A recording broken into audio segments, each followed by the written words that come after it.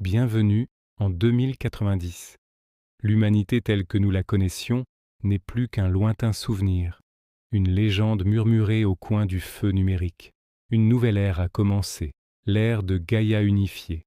Sur notre planète, désormais luxuriante et purifiée, une nouvelle forme de vie intelligente a émergé, non pas des étoiles, mais de notre propre berceau. Les animaux, nos anciens compagnons silencieux, ont évolué. Ils marchent désormais sur deux pattes, parlent nos langues anciennes et bien plus encore, et ont bâti une civilisation qui dépasse nos rêves les plus fous. Je m'appelle Orion, et je suis un descendant de la lignée des loups. Mes ancêtres chassaient dans les forêts enneigées, guidés par la lune. Aujourd'hui, je navigue dans les courants de données de Néo-Pangée, notre capitale mondiale. Nos villes ne sont pas des jungles de béton, mais des symphonies architecturales de biomatière et de lumière, intégrées en parfaite harmonie avec la nature. Les gratte-ciels sont des arbres vivants, immenses et majestueux, leurs branches abritant des milliers de foyers connectés par des ponts de lianes lumineuses. Il n'y a pas de voitures, seulement des courants éoliens canalisés qui nous transportent doucement d'un point à un autre. Notre société est fondée sur un principe simple, l'équilibre. Chaque espèce apporte sa sagesse unique. Les ursidés, descendants des ours, sont nos bâtisseurs et nos ingénieurs. Leur force tranquille et leur patience légendaire leur permettent de façonner la matière vivante sans jamais la blesser. Les corvidés, de la famille des corbeaux, sont nos archivistes et nos scientifiques. Leur mémoire prodigieuse et leur curiosité insatiable nous ont permis de percer les secrets de l'univers, bien au-delà de ce que les humains avaient pu imaginer. Quant à ma meute, les canidés, nous sommes les gardiens, les diplomates. Notre instinct de groupe, notre loyauté et notre capacité à comprendre les émotions font de nous les médiateurs parfaits pour maintenir la paix. Mais notre monde pacifique repose sur un mystère. Comment cette grande évolution a-t-elle eu lieu? Les anciens textes parlent d'un événement appelé le Grand Souffle, une impulsion d'énergie cosmique qui a balayé la Terre il y a des siècles, juste au moment où l'humanité était au bord de l'autodestruction. Cette énergie aurait accéléré notre évolution, nous dotant de conscience et d'intelligence. Mais d'où venait-elle? Était-ce un accident cosmique ou un acte délibéré? Cette question me hante depuis mon plus jeune âge. Mon aînée, Lyra, une renarde polaire à la fourrure d'argent, croit que nous ne devrions pas chercher de réponse. Le passé est le passé, Orion, me dit-elle souvent. Concentrons-nous sur l'avenir que nous bâtissons, mais je ne peux m'en empêcher. Dans les archives holographiques, j'ai trouvé des fragments de données humaines, des bribes de leur art, de leur musique, de leur science. Ils étaient si contradictoires, capables de créer une beauté à couper le souffle et en même temps de détruire leur propre monde. Un jour, en explorant une section oubliée des archives, j'ai découvert une entrée cachée, un journal crypté, laissé par l'un des derniers scientifiques humains, une femme nommée Dr. Elara Vance. J'ai passé des mois à déchiffrer son code, avec l'aide d'un vieil ami corvidé, Rook. Ce que nous avons découvert a tout changé. Le grand souffle n'était pas un accident, c'était un projet. Le projet Arche de Gaïa. Face à l'effondrement imminent de leur civilisation, un petit groupe de scientifiques, mené par le docteur Vance, a décidé de faire un pari fou. Ils ne pouvaient pas sauver l'humanité d'elle-même. Alors ils ont décidé de sauver la vie sur Terre en lui donnant une seconde chance. Ils ont créé une onde terraformatrice conçue non pas pour changer la planète, mais pour réveiller le potentiel dormant dans l'ADN de toutes les créatures vivantes. C'était leur héritage, leur acte de foi ultime. Ils ont sacrifié leur propre espèce pour que la vie, sous une autre forme, puisse continuer et, espéraient-ils, faire mieux. Leur dernière entrée de journal était poignante.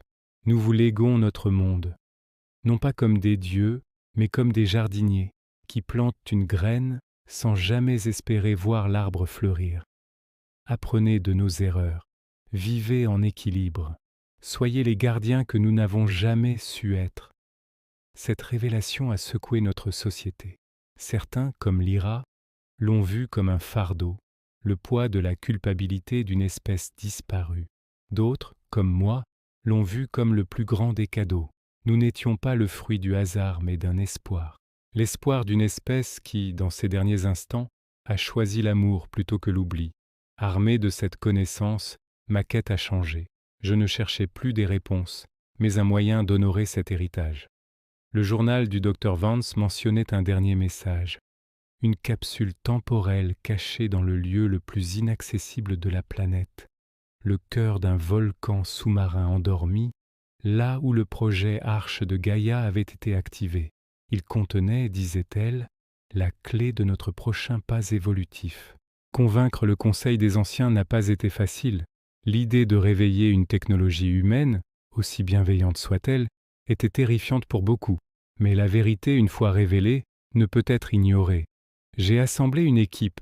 Kael, un puissant gorille ingénieur de la lignée des Ursidés, Fina, une dauphine hydrokinésiste capable de communiquer avec les courants et les créatures marines, et Rook, mon ami corvidé dont l'esprit analytique était notre meilleur atout.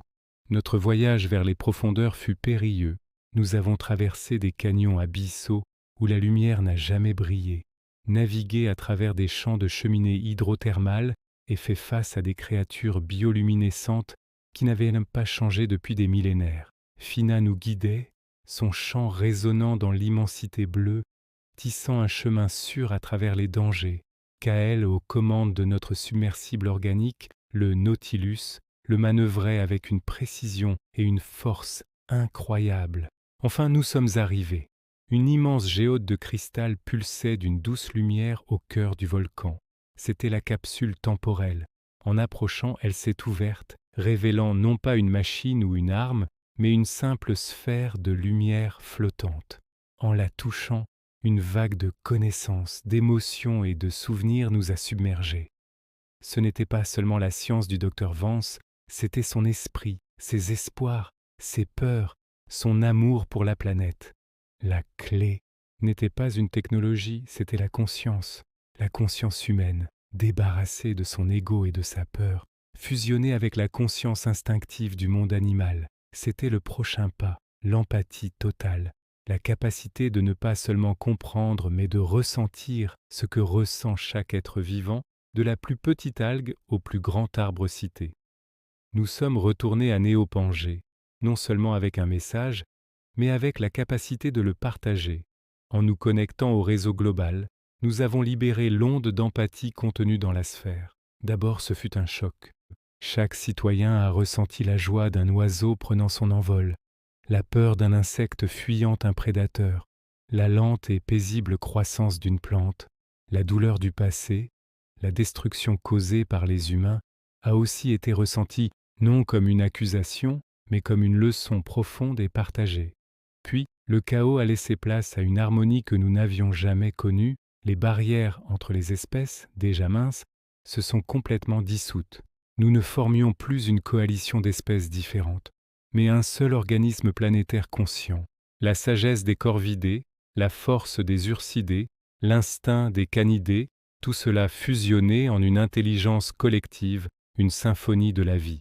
Aujourd'hui, en 2090, nous regardons les étoiles, non plus avec la curiosité de savoir d'où nous venons, mais avec la certitude de savoir où nous allons. L'héritage de l'humanité n'est pas mort. Il vit en nous, purifié, magnifié. Nous sommes les gardiens qu'il rêvait d'être. Nous sommes la preuve que même au seuil de l'obscurité la plus totale, un acte d'amour et d'espoir peut faire renaître le monde.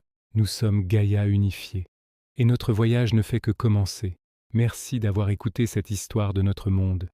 Si ce voyage dans le futur vous a inspiré, n'hésitez pas à vous abonner pour découvrir d'autres récits de notre ère. Partagez cette vision et ensemble, continuons de rêver à un avenir meilleur.